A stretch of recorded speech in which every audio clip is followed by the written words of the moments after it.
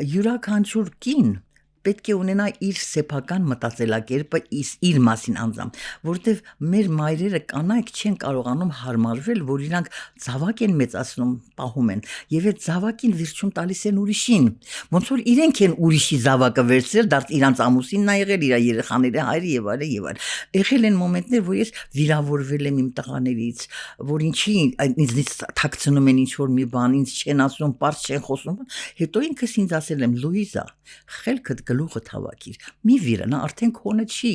դու առաջ նրա համար առաջին կինն էր, հիմա դու համար վերջի կինն ես, ընդունիր, հարմարվիր բնության օրենքին եւ դա համարի որ նորմալ պետք է լինի։ Եվ ուրախացի թորնիկներով։ Եվ ուրախացի թորնիկներով, այո, թորնիկներն ինձ համար աշխարհ, որտեղ շատ լավն են իմ թորնիկները, շատ սիրուն են։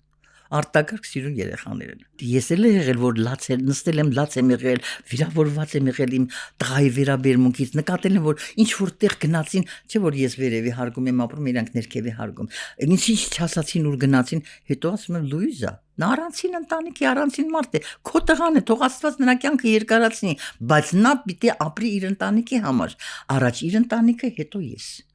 Գիտեք ինչքան դուք ունեք տղա։ Այո։ Ուրեմն դուք էլ պատկերացեք, որ ձեր տղան էլ կամուսնանա, կմեծանա, եւ նա էլ ձեզ համար կդառնա համարյա դուք նրա համար կդառնաք համարյա երրորդ մարդը, չորրորդ մարդը, վերջինը։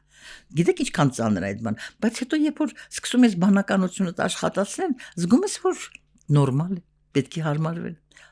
Բնության օրենքն է, ուրիշ ձևի չի լինում։ Ճիշտ է, պիտի իր կեսի հետևից գնա։ Այո, այո։